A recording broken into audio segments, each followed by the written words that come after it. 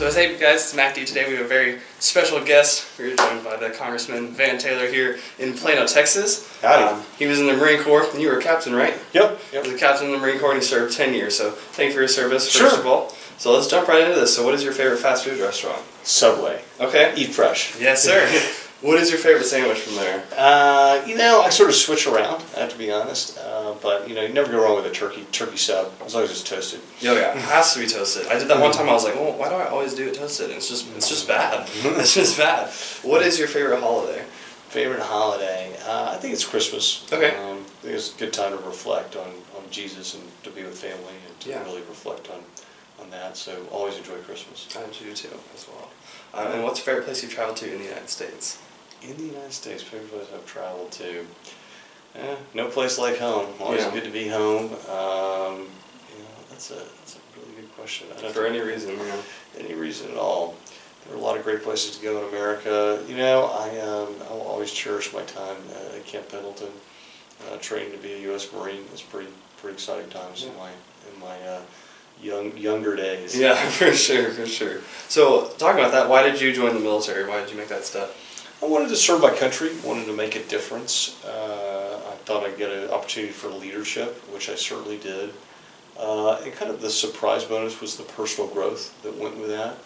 I think I was stretched, and it required me to think and lead.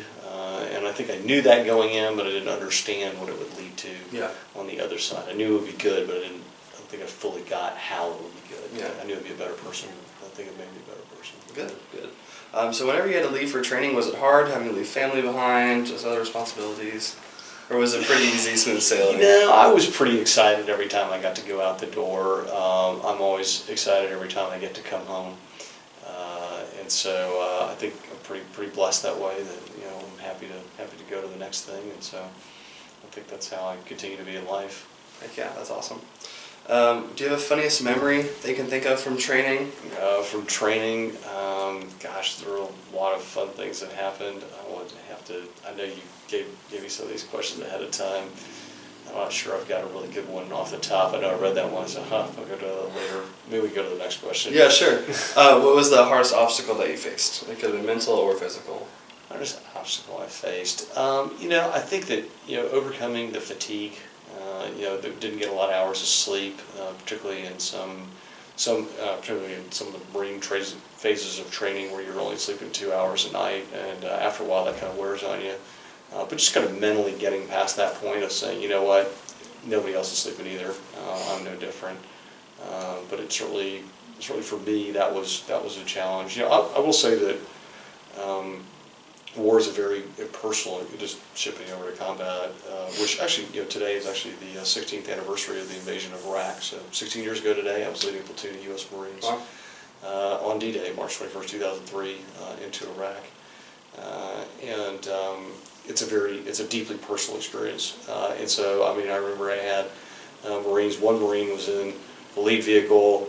He was expecting enemy contact. He said, I've never been so scared in my life. I had another Marine who was 2 vehicles back who fell asleep on the exact same mission, saying it was so boring. I don't even know why anybody made a big deal about it. Yeah. And just the briefings they got and the things that they saw. And I'd had Marines who there were one's looking out one side, one's looking at the other side. One sees they're about to get ambushed, the other one doesn't see it, and one thinks nothing happened. The other one said, "My God, it was very terrifying." So it's a very personal experience based on what you see, what you do, and it can be very, very diverse experiences based on where you're looking. Yeah, so that's all about that perspective. It's very interesting. So what was next for you after officer training? Did you go to your MOS school, or what did you do after that? Sure. So I went to PLC Juniors, and so I went to PLC Juniors, which platoon leader class, PLC Seniors in 1993 for juniors, and 1994 for seniors, and that was commissioned in May of 1995, and then started active duty in September of 1995. Went to the basic school, which is a 6-month course. Basic Officer Training Course is actually the technical name for it, BOC. And then I went to infantry officer course from that, and then thereafter went to military intelligence officer basic course, which is an Army school for training intelligence officers. And how was that all around the country? You were all over the place? So that was in Quantico for basic officer course and for infantry officer course, and then it was in Fort Huachuca, Arizona, for military intelligence officer basic course. Super cool, awesome. So what was your first assignment once ever you were done with your intelligence school? Sure. So I was assigned to 1st Marine Regiment, where I was the reconnaissance platoon commander for the regiment. The Marine Corps had 3 reconnaissance platoons. I was the top Marine graduate in my class, and so was able to get my pick of assignment. I wanted to lead a reconnaissance platoon, which I did. I felt very blessed for that opportunity. First assignment there was actually as part of Joint Task Force 6. So I was leading Marines on the U.S.-Mexican border as part of counter-drug mission there on Joint Task Force 6. Yeah, super cool. Did you ever attend additional schooling, for like leadership courses and stuff like that? I went to Army Airborne School, went to several threat weapons and tactics schools, went to survival school. One thing that's great about the Marine Corps is they understand the importance of education. And so sometimes you're taking a couple-day course in how to use lasers safely, and sometimes you're taking a couple weeks to go to survival school. So they're definitely all about learning, improving, being ready. Yeah, that's good. Out of all the places I got to travel to, which one was your favorite?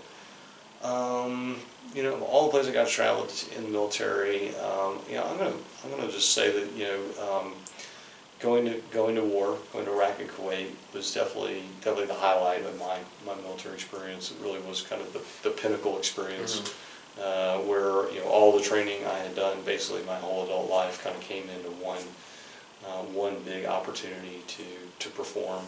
Obviously with high stakes and with people's lives on the line, but I felt blessed to go to that. That was definitely the ultimate experience in the Marine Corps without doubt. That's cool. Those are cool. Did you get a chance to interact with the natives and the culture there? Probably not as much as I liked. We were trying to just invade the country and take over the place. We did talk to the natives on a couple of occasions, but certainly did not. You were always on the move. Yeah, we were always on the move. Sleeping on the ground. I mean, I didn't sleep on a cot until I got back to Kuwait. So I was sleeping on the ground the whole way through. So it was definitely moving. Shoot, move, and communicate, and just moving all the time. Yeah. So with that, did you have any bizarre foods or anything like that, or not really? No. I think I had like one chicken dinner. A little bit questionable. At one point in Alcoot. No, it was fine. It was a break from the MREs that we've been having the whole time. But but as far as like local stuff, wasn't a lot of that. It was just we were eating MREs the whole way. Yeah. So. I'm sure you can think of countless acts of courage, but is there one you'd like to highlight that you either saw firsthand or heard about? There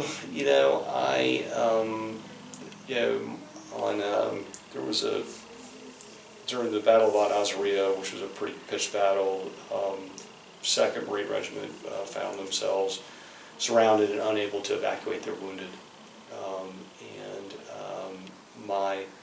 I led my platoon and another platoon to go and rescue 31 wounded Marines, and we were very fortunate to get all of those men out and safely back and get them to medical care, which I was very proud to lead that, and I was certainly was very proud of all the Marines that were and the sailors that participated in that medevac. Yeah, that's awesome. For once you got out, how was adjusting to civilian life for you? That's interesting. So, I was on active duty for a couple of years, and then I went to business school. I stayed in the Marine Reserves while I continued to serve my country. I got my MBA from the Harvard Business School. And so, there was a little bit of adjusting coming back. It wasn't huge. And then, I was in the reserves when I went to Iraq, and so coming back, and that maybe there was a little bit more adjusting just because it had been a stressful experience to be in combat. But was fortunate to actually get a ship ride back. At the time, the reservists were pretty angry because all the active duty guys flew back and the reservists all went back on ship, and we were pretty hacked that we were forced on ship. But hindsight 2020, that was really a good thing. It was a good thing to be on ship with your fellow Marines who'd done all your missions with you, and just to learn about what they'd gone through and what you'd gone through, and to kind of go through misconceptions and kind of debrief different missions that you've done, and just to have some time to kind of, not in the civilian world straight out, but just kind of to decompress for 5 weeks while we floated, back around the Red Sea and through the Suez Canal and through the Mediterranean. We actually stopped in Lisbon, Portugal for our port call, and then went back across the Atlantic, and so that was actually a good thing. So, and then, was at Lejeune for a week, and then we flew back to San Antonio. And best day of my life, March 28th to June 28th, 2003. Brought all 28 of my Marines home to their families, and came home to the arms of the woman who sent me a letter every single day I was there. And so, as I like to say, Ann and I are still walking into the sunset as the credits roll. Yeah, that's awesome. That's cool. It is cool. If you could go back over and start over and have the same things happen, would you do it again? Absolutely. No, it was a great experience. I enjoyed the Marine Corps. It was absolutely, for me, I mean, just a phenomenal experience, and everything was terrific. I really enjoyed my opportunity to serve. Thank you. What 3 words would you use to describe your military career? I think fortunate probably is certainly one word that comes to mind. I mean, you can be the best trained, and you can be great at physical fitness and be a great shot, and your knowledge can be great, and a great leader, and be ready, and if the Lord calls you home, that's it. There's nothing you can do about that. So I feel very fortunate. It was certainly humbling at times to serve, but but also could have been more proud of the men I got to serve with and under and lead. It's an incredibly, it's a tremendous honor to be a United States Marine and to lead Marines. It was very special. I felt very privileged for the opportunity to serve. I'm very humbled to serve with so many great people. Yeah, that's awesome. Thank you for your time. Thank you for Sure, service. absolutely. God bless you, sir. Thank you. Appreciate it.